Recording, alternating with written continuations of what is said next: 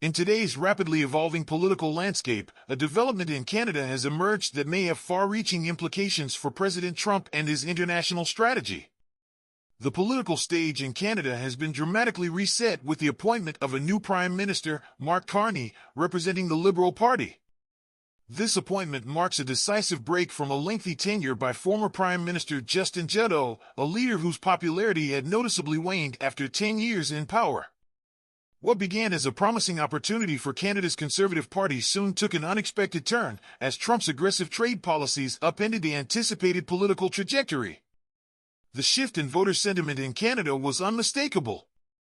Prior to the imposition of tariffs and the ensuing trade war, the Conservatives had enjoyed a commanding 20-point lead in the polls, a margin that seemingly ensured an overwhelming victory over the Liberal incumbents. However, President Trump's decision to impose harsh tariffs and provoke a trade dispute with Canada altered this political calculus. In a move that many analysts describe as both economically and politically reckless, Trump's policies catalyzed a significant realignment among Canadian voters. The Conservatives, long seen as the natural allies of Trump's nationalist rhetoric, saw their once formidable advantage evaporate as Canadians gravitated toward a Liberal Party that was perceived as more resolute in distancing itself from the U.S. president's interference. Mark Carney, the newly anointed Prime Minister, has wasted no time in asserting his vision for Canada's future. In a forceful public address, Carney condemned President Trump's trade actions as unjustified and warned that they threatened the very foundations of Canadian sovereignty. He stressed that the nation was facing what he described as the most significant crisis of our lifetimes, a crisis precipitated by policies that not only endangered the economy but also undermined the autonomy of Canada as a nation. Carney's rhetoric was unambiguous. The primary adversary was none other than President Trump, whose actions had now placed Canada in a precarious position. In this climate of heightened tension, the announcement of a snap election for April emerged as a strategic move by the Liberal Party. This decision is interpreted as an expression of confidence, a belief that anti-Trump sentiment among Canadians can be harnessed to secure an electoral victory, even in a political environment that might have otherwise favored conservative candidates. Trump's responses to these developments have been equally perplexing. Despite evidence suggesting that his trade war has directly contributed to economic instability, a fact marked by surging costs and a plunging stock market, Trump has persisted in a campaign of diversion. His strategy appears to focus on stoking nationalist fervor and presenting himself as a stalwart defender of American patriotism.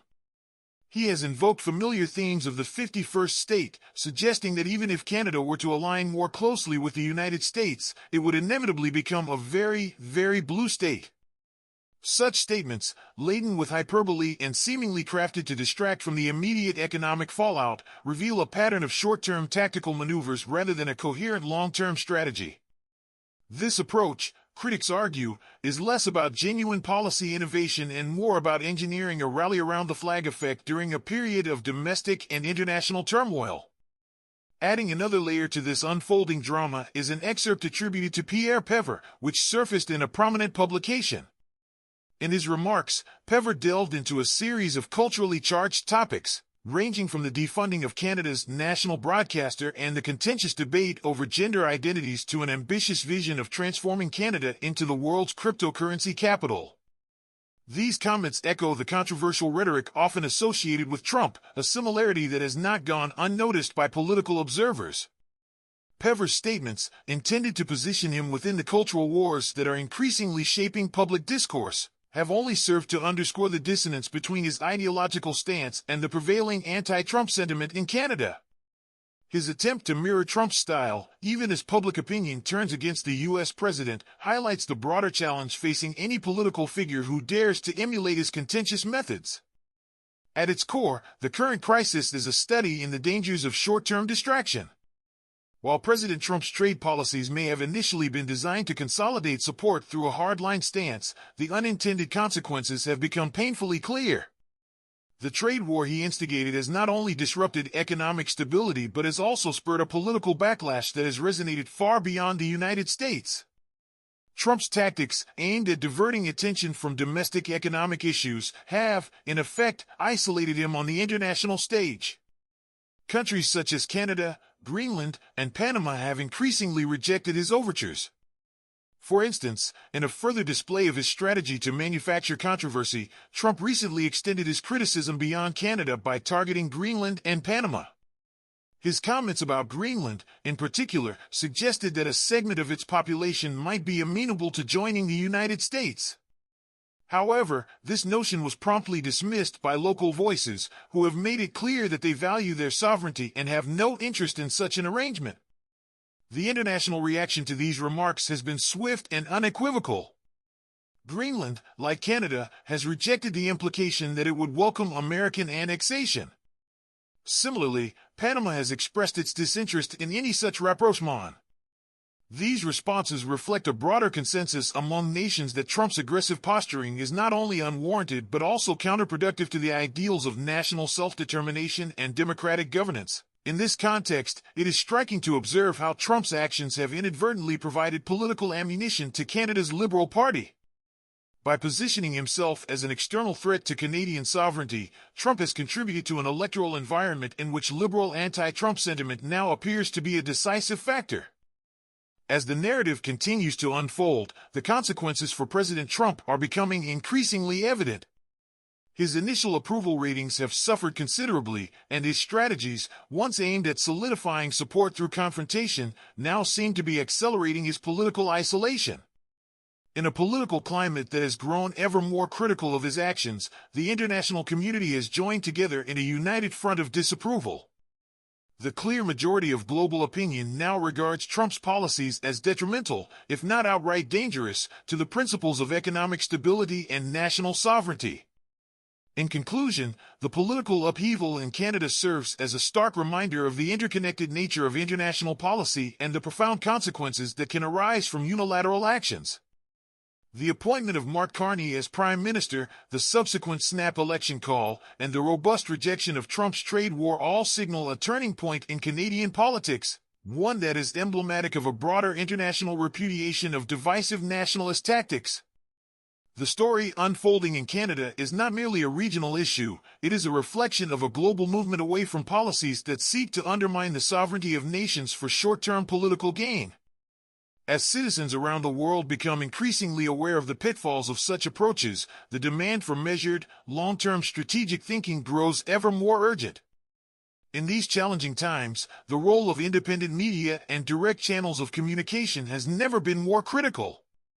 While platforms may exercise control over the dissemination of information, it is the responsibility of dedicated journalists and informed citizens to ensure that the truth is not obscured by the noise of sensationalist rhetoric. The commitment to investigative reporting and factual accuracy remains a cornerstone of a healthy democracy.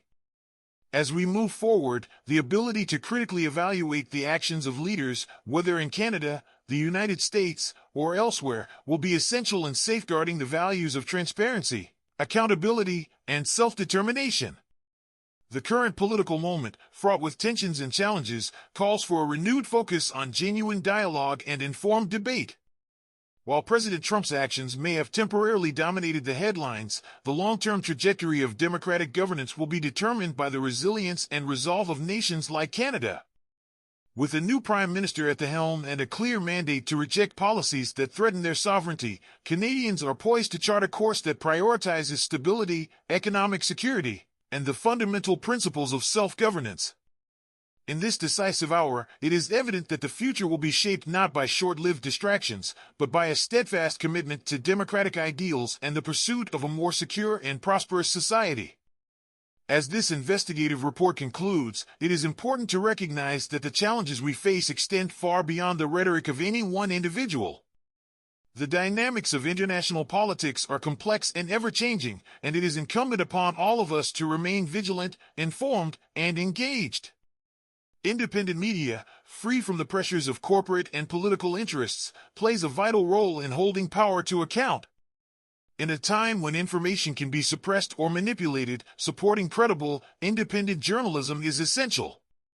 For those who value transparency and truth, subscribing to reliable sources and engaging in open discourse are not merely acts of consumption, but contributions to the ongoing defense of democratic values. This report stands as a testament to the transformative power of informed debate, a reminder that, even in an era of rapid political change and pervasive media manipulation, The enduring principles of truth and accountability remain our most valuable assets.